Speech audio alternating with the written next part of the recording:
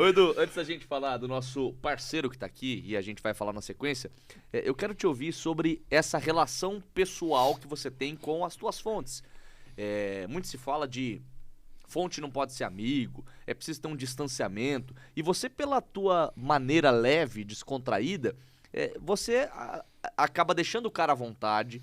Ele não sente que ele foi lá, deu uma entrevista pra um cara sisudo e vai embora. Ele gosta de você, às vezes troca zap. E como é essa relação tua de sair, tomar cerveja com uma fonte, sair, tomar cerveja com um jogador? E como não misturar muito essa coisa se amanhã ou depois você tiver que meter o pau, por exemplo? Aliás, o que eu falo muito é que às vezes o jornalista dá informação, fulano tava num lugar aí. Muitos estavam dentro, estavam juntos. Então, às vezes o cara não, né? Mas o que eu acho assim, você não pode misturar. Por isso que eu acho que até o jogador, o treinador, o dirigente, eles acabam respeitando muito. Por quê? Nós estamos aqui. Aí o Capelanes é uma figura pública, ele é um diretor do Corinthians, do Palmeiras, São Paulo, e ele vai lá e te dá umas 10 informações aqui.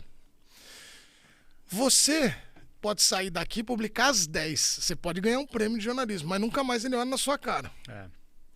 Eu sou do outro lado. Eu acho que você pode pegar as 10, pegar uma informação, entender que, o cenário é esse, e trabalhar muito em relação àquilo.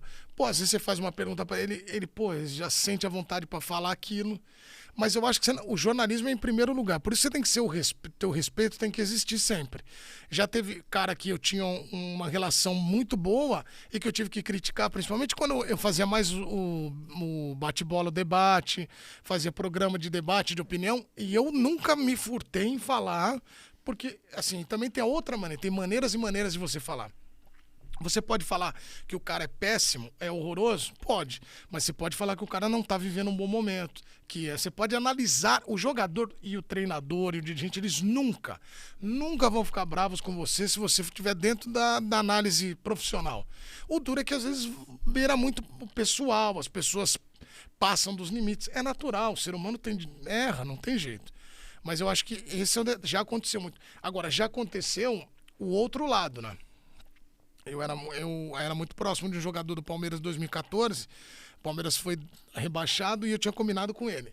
Vocês sabem que tem que fazer, às vezes, aquelas matérias retrospectivas na fim de ano? 2012.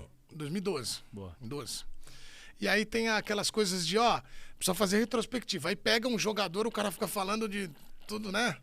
E aí o Palmeiras foi rebaixado. E esse jogador falou pra mim assim, aconteça o que acontecer, eu vou te dar entrevista pra você o material. Eu falei, tá bom. Aí quando acabou o jogo lá em Volta Redonda, nós estamos voltando e tal. Eu falei, putz, eu vou ligar pro cara. Não tinha zap na época, né? Acho que não tinha, 2012, acho que não tinha. Não, acho que não. 2012, acho que não. Aí eu lembro de ter falado com ele por telefone, uma hora. E aí o cara, eu liguei pra ele, não atendeu, depois ele me ligou, daí eu liguei de novo, aí eu falei assim, tudo bem? Ele falou, tudo. Eu falei, cara, vamos... Aí ele falou, vamos gravar? Eu falei, não, cara.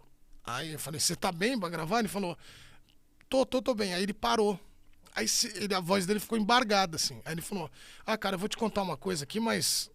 Vou te falar aqui. Minha filha acabou de voltar da escola e falou assim, papai, você é um lixo. Nossa. Porque os meus amiguinhos estão falando isso, que viram na televisão as pessoas falando, fulano é um lixo e tal.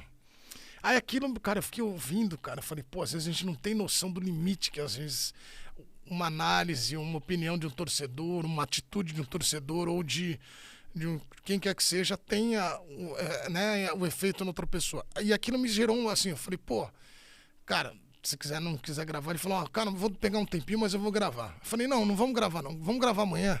Eu poderia ter gravado, mas eu acho que, acho que a gente tem que começar a respeitar um pouco dessa relação. Como tem jogador às vezes que fala, não queria falar hoje, o cara fala 10 dias.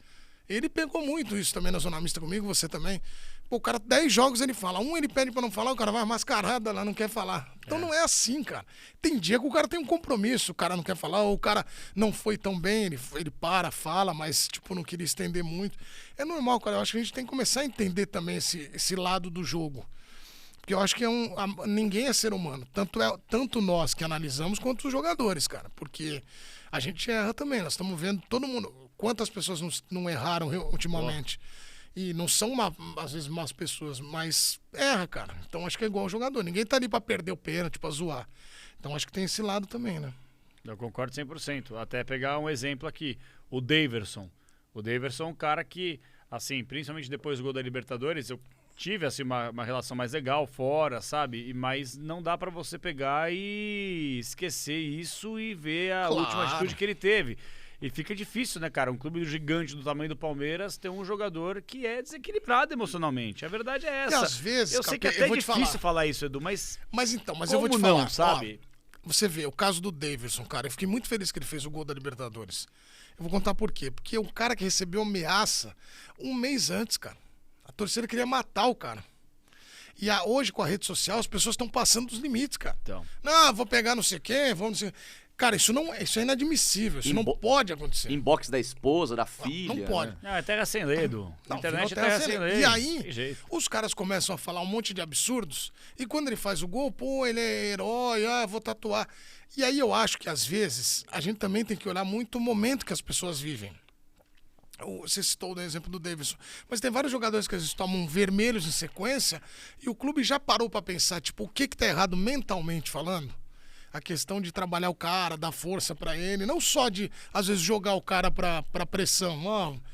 Então, eu acho que tem isso. O Daverson fez o gol da final da Libertadores. Mas ele fez o gol da final da 2018, do título dele.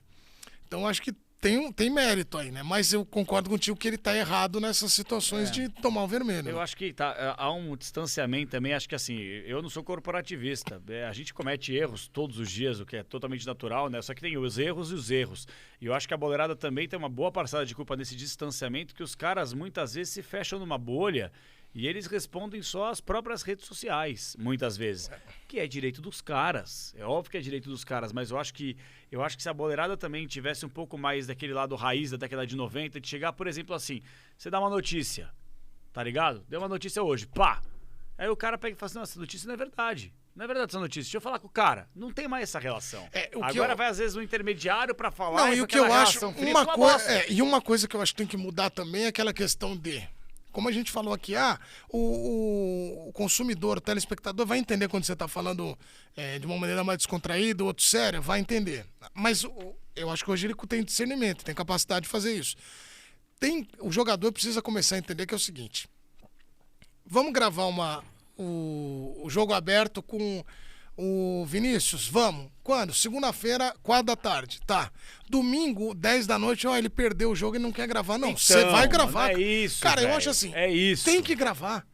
Mas eu não quero falar. Cara, tem que gravar. Primeiro você pergunta assim. Mas duas vezes o jogador quer falar, e aí 3, 4 pessoas ao redor do cara ficam aí no cara, o cara fala, beleza. Já aconteceu no Além da Bola, que é um programa de resenhas descontraído lá na ESPN, que eu faço. Já aconteceu do cara, eu gravei o cara, editei o cara, tá tudo prontinho pra entrar no ar. Ele perdeu no final de semana de 3-0. Pede pra não entrar. Não, o que eu faço? Eu sempre tenho uma gaveta. Então, ok, eu mudo, porque ali ele tá descontraído, também não vai ficar legal. Às vezes, o cara não gravar, ele pode gravar e assim, fazer um acordo de cavalheiros.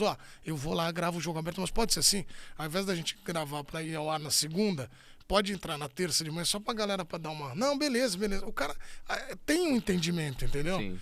Eu acho que isso também, mas mudou muito.